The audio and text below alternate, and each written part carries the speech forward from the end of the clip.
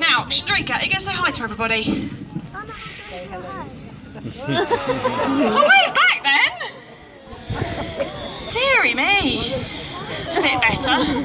Right, the first thing Chandrika is going to show us is how to check your elephant's feet. Now, as you saw, the elephants came for a walk from their other set of paddocks, and they've come for a walk up the road. Now, that's the road you guys drive round on, so we need to make sure she hasn't picked up any stones in her feet. So you know yourselves, if you get a stone stuck in your shoe, that can be quite uncomfortable. Well, Chandrika weighs over 3.5 tons. So if she gets something stuck in her foot, that can cause quite a bit of damage. Our female Asian elephants have 8 acres of paddocks to roam around in through the day, and if we go for a walk during the day, we've got 3,000 acres of park to roam around in. So it's very important, carrying all that weight, all that long way, that those feet are in tip-top condition. Now, to make sure they are, we schedule our elephants in for regular pedicures. We use the same tools a farrier uses on a horse to file down the nails and take off any excess skin on the pads of their feet as well. So we make sure those nails are in the best condition for all that lovely exercise.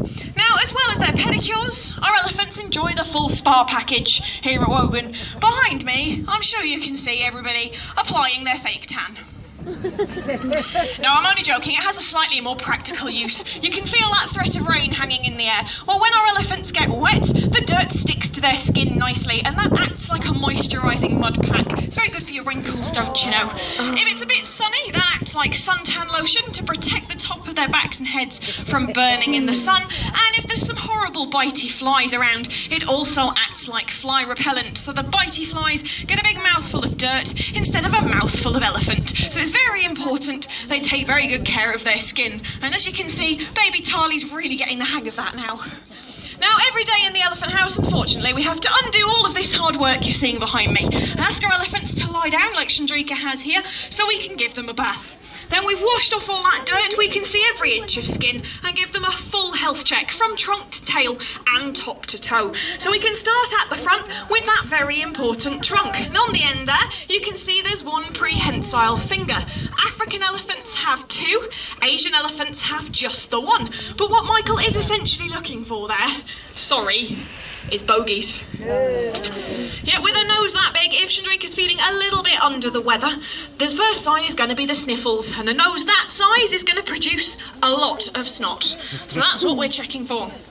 Now we can work our way up her trunk, looking for any scratches along the way, and check inside her tush sockets. Now, male Asian elephants get the tusks. Female Asian elephants get smaller pieces of ivory called tushes. Chandrika has both a left and a right tush, and we'll be able to see them a little bit clearer a little bit later on. But Michael's just checking they're all clean and no chips or splinters in there.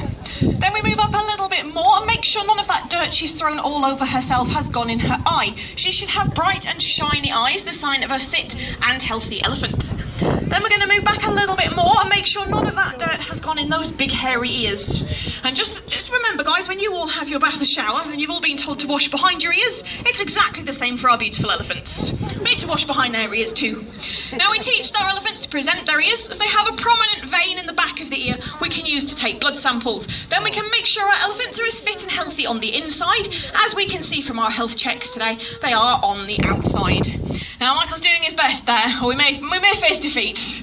She did have a wash this morning, I promise, but she has done very well, putting all that lovely dirt all over herself. And now what we're going to do is ask her to get back up onto her feet so we can continue with our health check. Now remember I said she weighs over 3.5 tons. So this takes a little bit of doing. So as those 4 feet hit the floor, we're going to need a huge round of applause.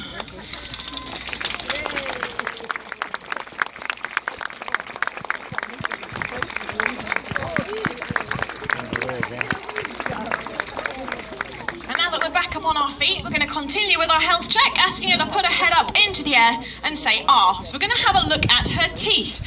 Now Chandrika's got 4 teeth in her mouth. Each one is the size of a house brick. Now they grow forwards continuously, pieces break off and fall out. That can leave behind sharp points which could cut her tongue or the inside of her mouth. So that's what Michael is checking for. If he sees any sharp pointy bits, we'll give Chandrika bigger tree branches to chew on for tea tonight, and she will file down those points for us. And then in that position you can see her left and her right tush there, so much smaller pieces of ivory than our male elephant Raja. And then we can ask her once again for that very important nose at the front. It's made up of over 100,000 muscles and tendons. There's no bones in there. It's very strong, very flexible, and very useful for the elephant. Now, obviously behind us, the girls are showing you nicely just how you can chuck dirt all over yourself. You can also use it to eat your food and to go and have a drink as well, and it makes lots of awesome noises to stay in touch with the rest of the herd. Now, in the elephant house, it has one more quite useful job as well. If you're quite clumsy like me, and you happen to drop your keys, if you're lucky, you get them handed back to you. Thank you, Chandraka.